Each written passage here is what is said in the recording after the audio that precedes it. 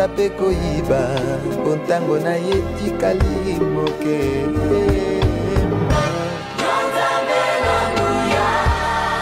Ozalisi ya likolo na se mokili esima. Amen. Amen. Est-ce que nous sommes dans la joie ce matin? C'est nos mains, signe de notre présence ce matin et signe de joie. Amen. Parce que nous ne pouvons pas venir dans l'assemblée de Dieu sans la joie. La joie même fait partie. Parce que déjà, du moment que nous sommes debout, nous devons être dans la joie. Il nous fait grâce. Amen. Parce que beaucoup auraient voulu être avec nous, mais ne le peuvent pas. Non pas parce qu'ils n'ont pas la volonté, mais parce que ce n'est pas possible. Alors, nous qui sommes là, la joie doit nous caractériser. Amen. Amen. Nous bénissons notre berger qui nous donne cette opportunité ce matin. Et de là où il est, nous le saluons. Nous voulons bénir aussi tous nos collègues du collège. Bénir tous nos collègues du conseil paroissial. Et bénir tous les serviteurs ce matin dans ce culte. Et saluer vous tous qui êtes présents ce matin. Vous à qui Dieu a fait grâce d'être là ce matin. Gloire à Dieu. Amina. Amen. Amina. Comme vous le savez, nous sommes dans ce dernier trimestre, n'est-ce pas? Où nous avons un certain nombre de sujets de prière. Je me rappelle la dernière fois que nous sommes intervenus du haut de cette chaire,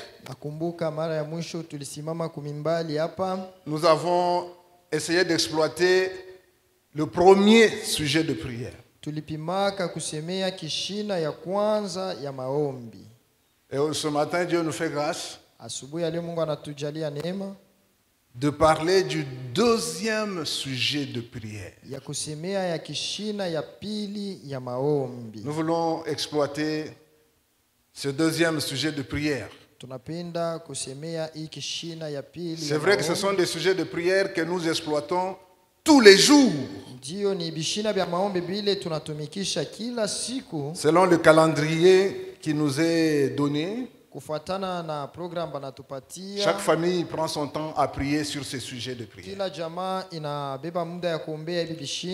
Alors nous voulons davantage exploiter ces sujets pour que nous puissions prier en conséquence et avec assurance. Alors, que dit notre deuxième sujet de prière? Ça dit ceci. Nous prions pour que les choix que nous faisons dans tous les domaines de nos vies soient éclairés par la parole de Dieu et par le Saint-Esprit. Tunaomba kusudi mauchaguzi tunafanya mwa kila eneo ya maisha yetu iangaziwe na neno ya Mungu pia na Roho Mtakatifu. Tel est notre deuxième sujet de prière. Hiki ndio kishina ya pili yetu ya maombi. Qu'est-ce que ça veut dire? Ni kusema nini? Quels que soient les domaines de nos vies, ingawa bitu tukunafanya maisha, quoi que nous fassions, ingawa yoyote tunaweza kufanya, laissez-nous éclairer par la parole de Dieu et par le Saint-Esprit. Tuache neno ya Mungu na Roho Mtakatifu bituangazie. Dans nos choix de chaque jour, katika mauchaguzi yetu ya kila siku, laissez-nous inspirer, tusukumwe, éclairer tuangaziwe par la parole de Dieu na neno ya Mungu et par le Saint-Esprit. Pia na Roho Mtakatifu. C'est ça njo la pensée de notre deuxième sujet de prière. Wazo ya kishina yetu ya pili ya maombi. Donc ce sujet de prière nous donne deux ressources. Ikishina kinatupatia vifaa viwili. La parole de Dieu d'une part, neno ya Mungu ngambo moya, et le Saint-Esprit d'autre part. Na Roho Mtakatifu ngambo ingine. Ce sont là deux ressources extraordinaires Ni vifaa viwili vya maajabu dans la vie chrétienne, katika maisha ya Bukristo. dans notre vie ici-bas. Katika maisha yetu duniani Nous devons nous reposer sur ces deux ressources. tunapasha kutegamia hivi vifaa viwili, Et heureusement pour nous, na kwa bahati yetu nous avons cela comme sujet de prière inakuwa kwetu kama kishina ya maombi pendant tout le trimestre. katika hii miezi tatu. Imaginez-vous un seul instant. Muwazeni tu muda moya, Si, kama dans notre église locale, katika kanisa yetu ya Panafazi, imaginez-vous un seul instant, fikirieni tu muda kidogo dans notre section La Bonne Semence, katika section yetu ya Bonne Semence, imaginez-vous un seul instant, fikirieni tu muda moya dans notre station, katika station yetu, imaginez-vous un seul instant, mufikirie tu muda moja dans notre district katika district yetu, et au niveau de la représentation légale. na kule kwa representation legale. Imaginez-vous un seul instant si nous faisons des choix Muwaze tu muda moya kama tunafanya mauchaguzi qui sont éclairés par la parole de Dieu yenye kuangaziwa na et neno ya par le Mungu Saint-Esprit. na Roho Mtakatifu. Vous imaginez ce que ça va donner? Muwazeni iko tu vile bitakuwa. Imaginez-vous Wazeni tu si au niveau du collège des anciens, kama katikati ya baraza ya wazee nous faisons des choix qui sont éclairés par la parole de Dieu et Tuko na- par le Saint-Esprit. fanya mauchaguzi yenye kuangaziwa na neno ya Mungu pia na Roho Mtakatifu. Imaginez-vous au niveau du collège, du conseil paroissial, Wazeni katika baraza ya parukia si nous mzima faisons des choix qui sont éclairés kama tunafanya mauchaguzi yenye par la kuangaziwa parole de Dieu na neno ya Mungu et par le Saint-Esprit. pia na Roho Mtakatifu. Dans nos différentes commissions, Katika makomission yetu mbalimbali, dans nos différents départements, katika mavikosi yetu mbalimbali, imaginez-vous si nous faisons des choix fikirieni tu kama tunafanya mauchaguzi éclairés par la parole de Dieu yenye kuangaziwa na et neno par ya le Mungu Saint-Esprit. pia na Roho Mtakatifu. Dans quel réveil serions-nous? Tutakuya muamsho wa namna gani Et au niveau de la communauté na mushirika yote et au niveau de l'église locale. na mukanisa ya Panafazi? Ça est très important, bien-aimés. Iko ya maana sana wapendwa. Ceci est aussi valable dans nos maisons, Hii nayo inastahili hata mu manyumba yetu, dans nos affaires hata mu mambo yetu et dans nos projets. na mu mipango yetu. Est-ce que nos choix Je, mauchaguzi sont-ils éclairés par la parole de Dieu? iko naangaziwa na neno ya Mungu? Est-ce que nos choix Mauchaguzi sont-ils éclairés par le Saint-Esprit? iko naangaziwa na Roho Mtakatifu? C'est vrai. Ndiyo, ni kweli. Chrétiens, nous le sommes depuis longtemps. Tuko Bakristo tangu zamani, Et même depuis longtemps, très longtemps même. tena zaidi sana, Mais la question demeure. lakini ulizo inadumu Et la question continue à trotter dans notre esprit. na ulizo ingaliko nazunguka mu mawazo yetu. Est-ce que nos choix, Je, mauchaguzi yetu dans tous les domaines, mu maeneo dans yote, quelque domaine que ce mu soit, kila mambo yote, est-ce que sont-ils éclairés je iko naangaziwa par la parole de Dieu na neno ya Mungu et par le Saint-Esprit? na Roho Mtakatifu? Je ne vous demande pas la réponse tout de suite, Mishi miulize mujibu hapa sasa, mais vous-même, vous allez répondre après ce court enseignement. lakini mwe wenyewe mutajibu kisha mafundisho Parce que mfupi. chacun a sa réponse. Sababu kila mtu iko na jibu yake, Parce que ce sujet, sababu kishina hiki nous l'exerçons chaque semaine, chaque mois, depuis 3 mois, un sujet que nous avons et que nous exploitons dans nos maisons. tuko naitumikisha kila siku, tuko nafanya mu manyumba yetu. Est-ce que nous en saisissons la portée? Je, tuko natambua bukubwa bwake? C'est vrai qu'on nous balance ici chaque dimanche, Ni on kweli nous donne les banatokea sujets de huko, prière bishina bya maombi, et les familles sont choisies. majamaa banachagua. Est-ce que c'est devenu une formalité? Je, inakuwa tu ni zoezo? Ou bien, bon, on suit ça, on entend, et puis d'une oreille à une autre, c'est passé, et puis c'est fini. Au tunaelewa ku vile tu na binapita? Il y en a qui se demandent même, comment et pourquoi la parole de Dieu doit éclairer mes choix? Benye banaweza kusema maneno ya Mungu itaongoza mauchaguzi yangu namna gani? C'est pourquoi ce matin, Ndio kwa maana asubuhi ya leo nous voulons comprendre tunapenda kuelewa ce que c'est la parole de Dieu nini neno ya Mungu à travers le thème que nous voulons développer ce matin. kupitia kishina kile tunapenda kusemea asubuhi ya leo. Et ce thème dit ceci: Na kishina hiki kinasema hivi: ta parole, neno yako une lampe à mes pieds. taa kwa miguu yangu. Ta parole, Neno yako une lampe à mes pieds. taa kwa miguu yangu. Nous voulons exploiter ce sous-thème Tunapenda kusemea kishina ndogo tiré de ce deuxième sujet de nos requêtes de prière. yenye tunabeba kwa kishina ya pili ya bishina yetu ya maombi. Bien-aimés, Wapendwa, la vie ressemble souvent à un chemin sombre. maisha inafananisha na njia moya mko giza. C'est sombre la vie. Mko giza. Nous avançons parfois dans l'incertitude. Sama tuko natembea hatujui vile bitakuwa. Incertitude face à des décisions que nous devons prendre. Hatujue mipango tutakamata. Incertitude face à des luttes que nous avons. Hatujue kumbele ya magomvi tuko nayo. Incertitude face à des tentations que nous avons. Hatujue kumbele ya majaribu ile tuko nayo. Incertitude face à des épreuves que nous avons. Hatujue kumbele ya bipimo bile tuko navyo. Le chemin est sombre. Njia iko giza. Nous avons besoin d'être éclairés. Tunalazimisha kuangaziwa. Chacun de nous a besoin d'être éclairé. Kila mmoja wetu analazimisha kuangaziwa. Bien-aimé, Wapendwa, tu as besoin d'être éclairé. uko na lazima kuangaziwa. J'ai besoin d'être éclairé. Niko na lazima ya kuangaziwa.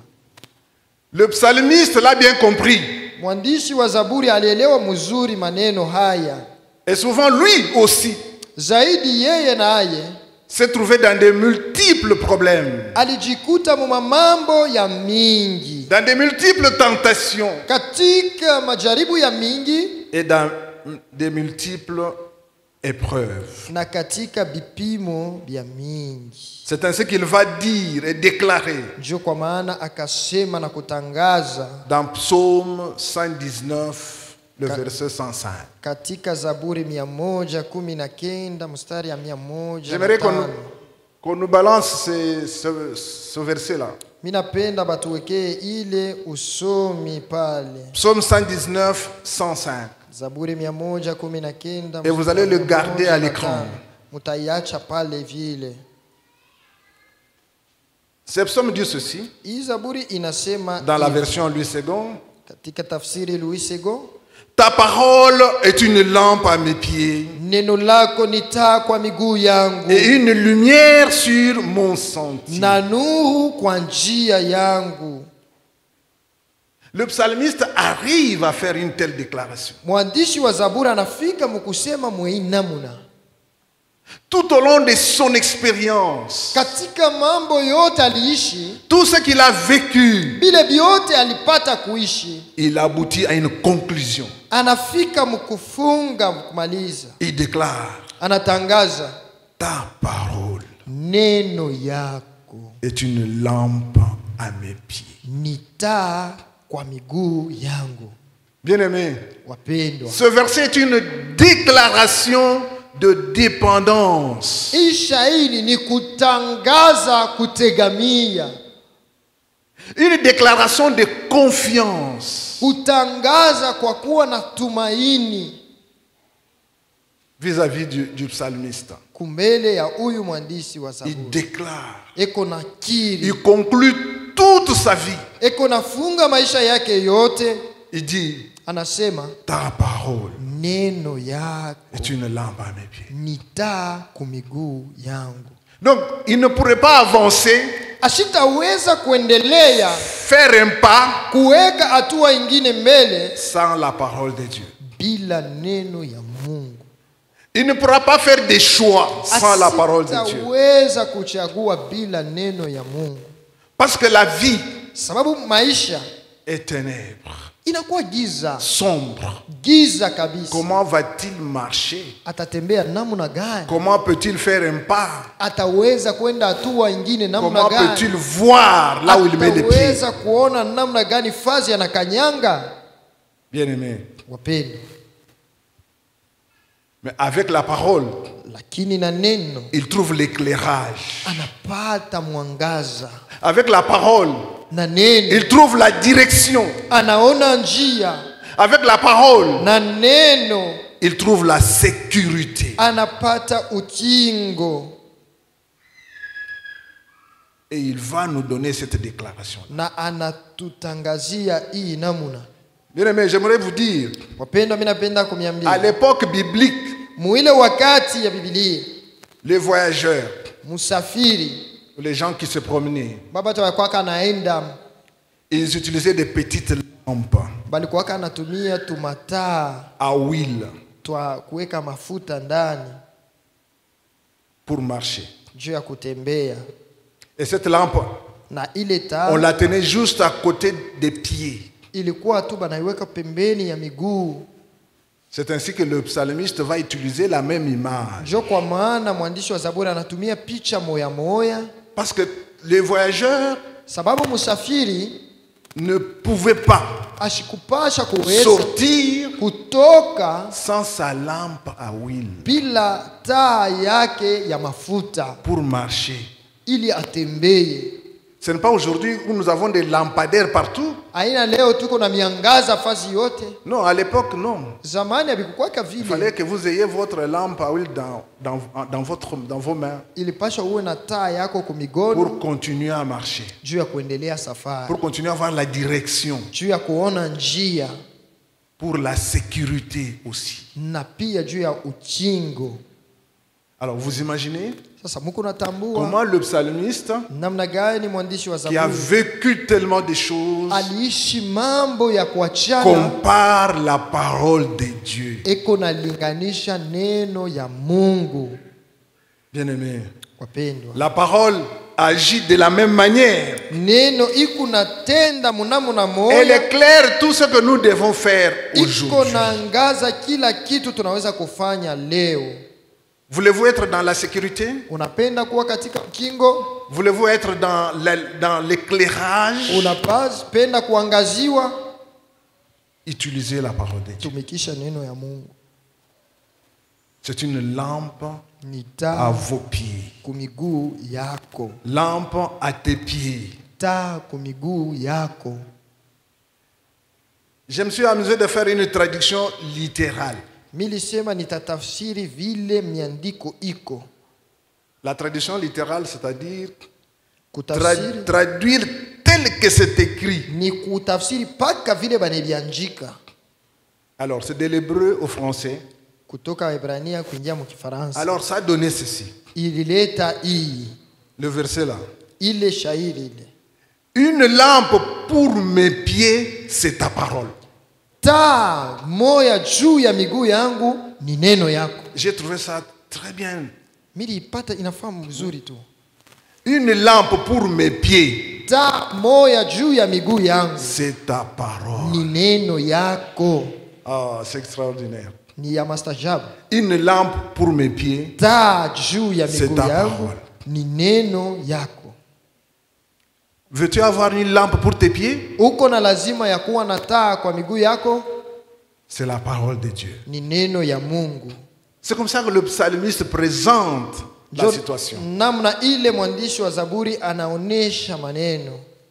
Alors nous revenons au verset lui-même. Sasa turudie kwa usomi wao wenyewe. Nous voulons exploiter chaque mot de ce verset Tuseme tamko kwa tamko ya hii shairi pour comprendre. ili tuelewe. Quand il dit ta parole, Wakati anasema neno yako, qu'est-ce que ça veut dire? ni kusema je? Qu'est-ce qu'il veut dire? Ila pia kusema nini? Il pense à quoi? Eko na waza nini? Il envisage quoi? Eko na angalia mambo namna gani? Amen. Amen. Ici, hapa, ta parole Neno yako ne se limite pas seulement aux 10 commandements. aishimamie tu pa amri 10. Non. Hapana. C'est l'ensemble de la révélation divine ni utele wa ufunuo wa Mungu qui guide le croyant dans sa relation d'alliance avec Dieu. iko naongoza mwaminifu muhusiano wake na Mungu. C'est la parole personnelle et vivante de Dieu à son peuple. Ni neno ya upeke ya Mungu ile iko naishi katika taifa yake. C'est la parole personnelle, Ni neno ya vivante upeke ya ai de Dieu ya Mungu à toi. kwako.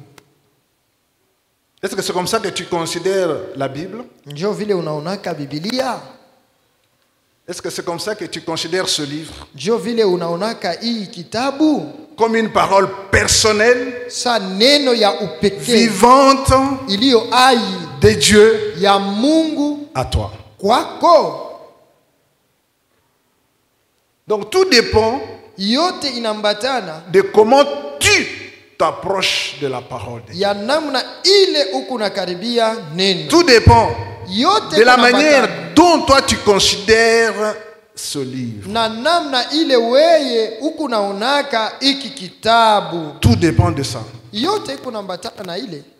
Il y en a qui disent que c'est un livre comme tous les autres, Kubali banasemanga ni kitabu sa vitabu vyote.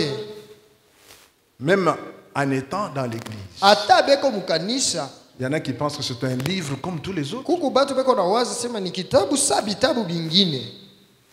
Ils n'acceptent pas Abaichiki yake le caractère spécial et spécifique de ce livre. upeke wa hii kitabu.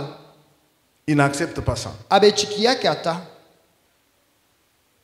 J'aimerais vous dire, bien aimé, Mina penda kumiambia que ce livre ya kama hiki kitabu a connu des combats et des combats depuis la nuit des temps. banesha kukikombanisha banakombanisha zaidi tangu zamani. Depuis la nuit des temps. Tangu zamani De génération en génération, bizazi na bizazi on cherche à détruire ce livre. beko natafuta namna ya kuharibu hiki kitabu. Et de tous les livres qui sont écrits Na kwa vitabu vyote baneshaka kuandika depuis des temps anciens, tangu nyakati za kale, beaucoup ont déjà disparu. vya mingi vinesha kupotea, Mais ce livre demeure. lakini hiki kingali kupaka. Ce livre a dépassé des siècles et des Hii siècles inapita maukarimu na maukarimu jusqu'à nous. mpaka na kwetu, Parce que ce n'est pas seulement un livre. sababu haina tu paka kitabu. C'est ce caractère spécifique et spécial qui nous fait du bien à nous. Ni ile hali ya upekee zaidi ndio inatufurahisha shie, Même si les autres n'en veulent pas. hata kama wengine hawaipendake. Nous, Shie, moi, mi, vous, wewe, c'est la parole personnelle, vivante de Dieu à toi et à moi. ni neno ya upekee iliyo hai ya Mungu kwako. Alors, si nous la considérons Sasa à ce juste, à ce titre, kama tunaitambua ile namna, nous avons intérêt tuko na faida à lire, ya kusoma, nous avons intérêt tuko na faida à la méditer, ya kuitafakari, nous avons intérêt tuko na à faida la sonder, ya kuichunguza, nous avons intérêt tuko na faida à l'étudier avec respect. ya kuifunda na heshima. Bien-aimés, Wapendwa, nous avons intérêt tunapashwa à étudier kuifunda la Bible Biblia avec respect. na heshima. Malheureusement, Kwa ole il y en a même kuko na bale qui n'ont pas de Bible, abana na Biblia, qui n'en ont même pas, ana nayo mais qui viennent à l'église. lakini anakuyaka kukanisa, Ils n'en ont pas, ana nayo non pas par le fait qu'ils ne savent pas se la payer. aina sema abana na uwezo ya kuiuza, Non, ils ont de quoi payer. beko na namna tu ya kununua, Mais ils ne trouvent aucun intérêt à acheter. lakini abaone imo faida kuenda kuiuza. Ça, c'est grave. Hii inakuwa mambo ya nguvu.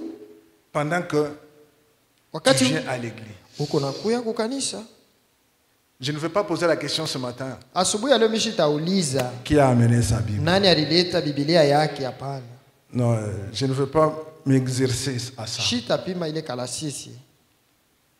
Parce que je ne veux pas être déçu. Sababu mishipende kushikia tu mubaya. J'aimerais que la joie soit totale. Mimi napenda furaha iwe kamili. Mais s'il y en a Lakini kama beko hapo qui sont là bale beko humu sans la Bible, bila Biblia, sans la parole de Dieu, bila neno ya Mungu, qu'ils s'interrogent 2 fois. ujiulize mara mbili.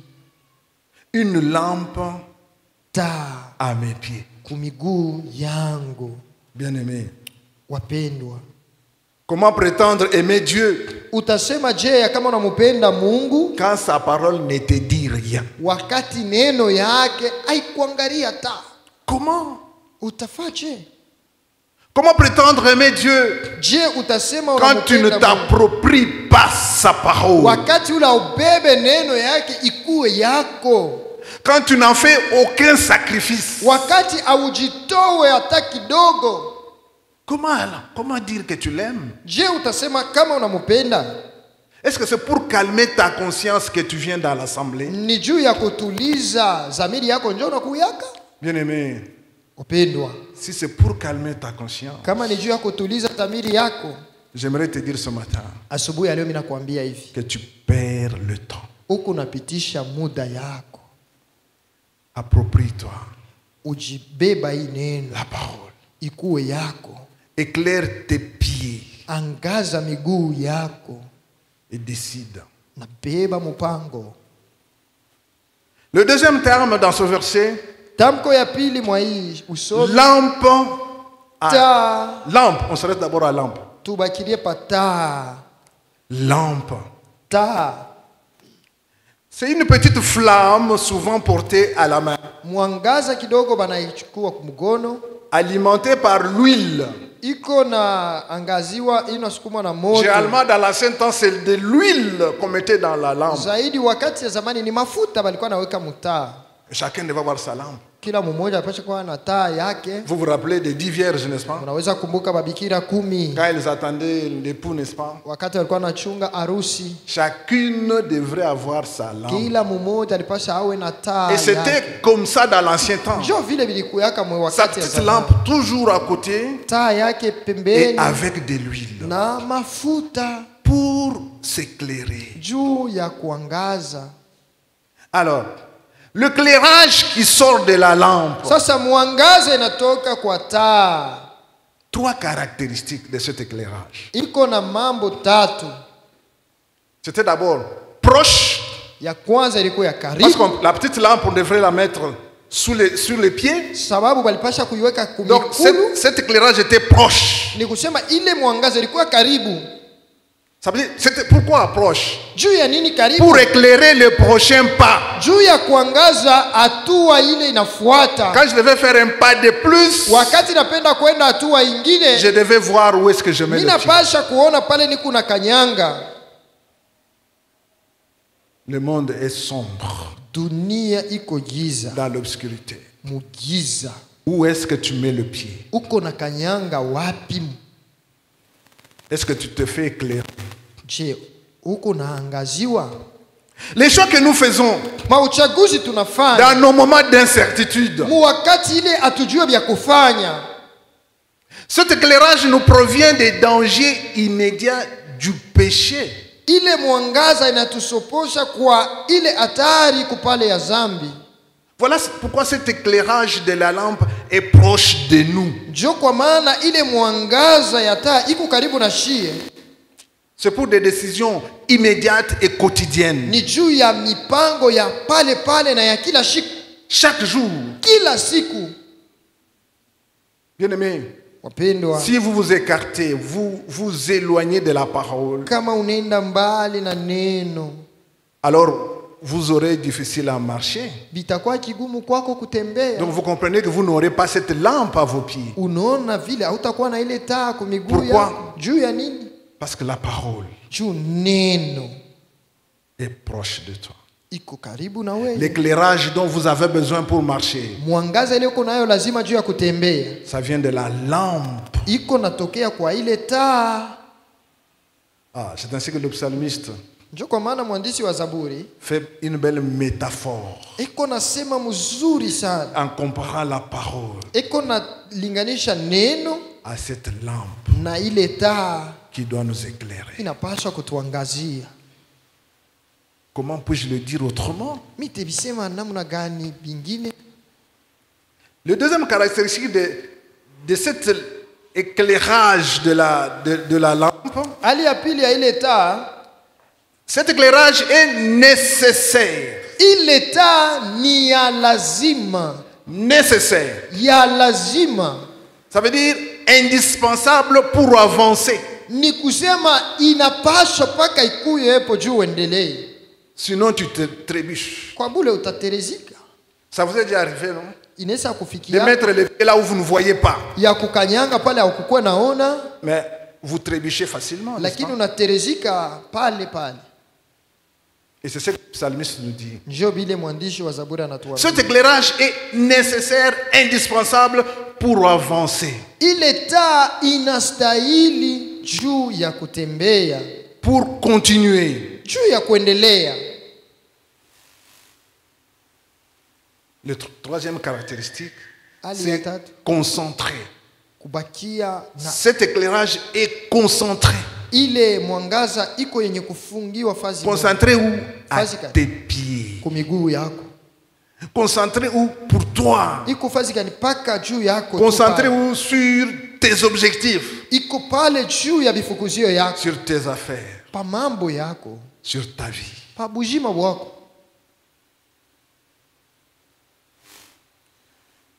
Et mes pieds. Miguu yangu. À mes pieds. Miguu yangu. Pourquoi le psalmiste dit à ses pieds? Juu ya nini mwandishi wa Zaburi anasema kwa miguu yake? Pourquoi cet éclairage Juu ya nini ile mwangaza si nécessaire, iko ya lazima sana, si concentré ile yenye kufungia fazi moya à ses pieds, kwa miguu à yake, tes pieds, kwa miguu yako, à mes pieds? kwa miguu yetu? Qu'est-ce qu'il veut dire? Anafia kusema je? Il veut dire que cette parole, Anafia kusema ile neno c'est dans la pratique. ni kuiweka mtendo. Il ne s'agit pas d'une philosophie lointaine. Haina mawazo ya mbali. Non, c'est immédiat. Ni pale pale. Dans mes faits et gestes de chaque jour. Mukila kitu niko nafanya kila siku. C'est quotidien. Ni ya kila siku. Il s'agit d'une action concrète de marcher. Ni tendo iko naonekana ya kutembea. Et tu marches Unatembea chaque jour. kila siku. Chaque jour, tu entreprends des actions. Kila siku kuko matendo C'est ambayo unapenda ça kufanya. la marche. Njoo mwendo. Et l'éclairage montre Na taa inaonesha où est-ce que tu mets les pieds. fazi gani uko na kanyaga.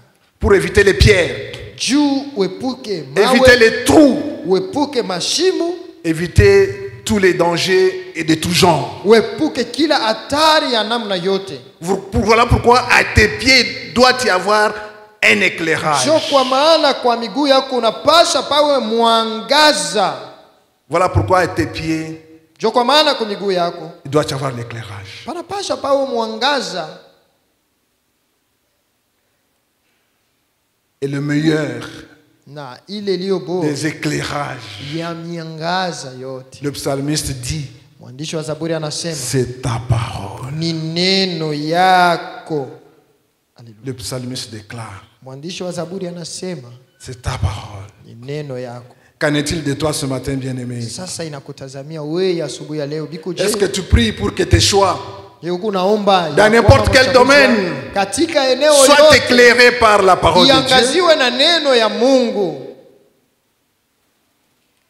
Pour ce verset, Kwa hii nous nous shahidi, sommes arrêtés à mes pieds.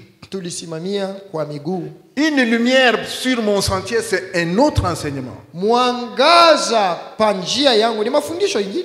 Et ce matin, Na asubuhi ya leo nous nous concentrons seulement sur La première partie de ce verset-là.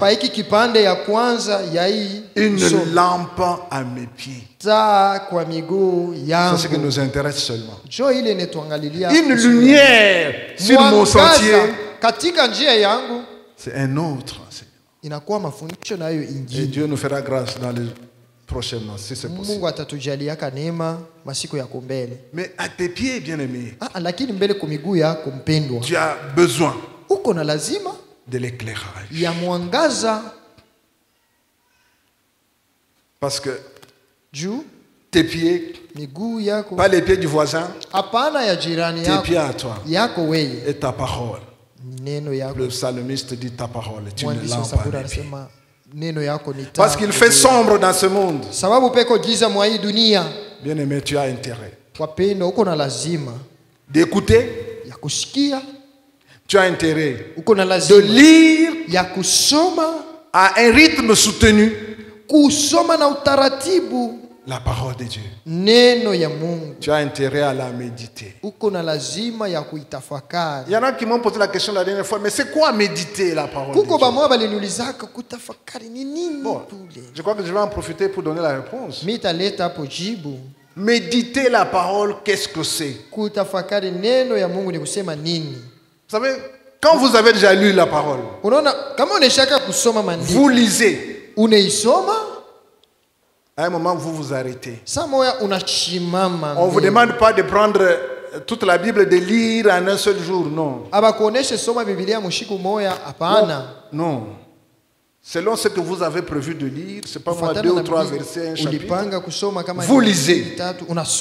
Maintenant, quand vous avez fini de lire, la phase de la méditation commence. Vous commencez à réfléchir, à vous poser des questions vous-même sur ce que vous avez lu. Alors commence la méditation. Vous restez tranquille en réfléchissant à ce que vous avez lu. Il y a certainement des livres qui nous aident dans la méditation, qui nous posent des questions auxquelles nous répondons. Mais ne vous arrêtez pas seulement à lire. Vous lisez vite, vous avez fini et puis vous fermez, vous partez. Non, il faut ruminer ce que vous avez mangé. Et dans la prière, pour que ce que vous avez mangé, vous puissiez en tirer quelques vitamines. Bien-aimés, nous avons intérêt à étudier en profondeur la parole de Dieu. Bien-aimés, face à l'obscurité du monde et à l'incertitude humaine, la parole de Dieu est une réponse fiable pour toutes les décisions immédiates de la vie quotidienne. Il n'y a pas meilleure réponse. Je vous en supplie. Il n'y a pas de meilleure réponse à tous nos problèmes. La meilleure manière de nous éclairer, c'est la parole de Dieu. Et le psalmiste a raison. Ta parole est une lampe à mes pieds. Que Dieu bénisse ces courts enseignements. Et que toute la gloire te revienne. Alléluia. Toi le seul chrétien. Alléluia. Alléluia. Neno litasimama, neno litasimama, mambo yote yatapita, lakini neno litasimama, neno litasimama, neno litasimama, mambo yote yatapita, lakini neno litasimama. Vitabu vingi sana vimeandikwa kwa hekima yake mwanadamu, vikitupotosha waziwazi vile twaweza kuishi vyema duniani. Ila yabidi tuelewe kwamba pale mwanzo kulikuwa neno, naye neno alikuwepo kwa Mungu, naye neno alikuwa Mungu. litasimama. Mambo yote yatapita, lakini neno litasimama. Neno litasimama. Neno litasimama. Mambo yote yatapita, lakini neno litasimama. Warembo wote watapita, wanaume mali safi watapita, wamama swa baba swa watapita, lakini neno lake Mungu litasimama. Beli mpya zitapita, wale wameweza watapita, raha za dunia zitapita, lakini neno litasimama. Neno litasimama. Neno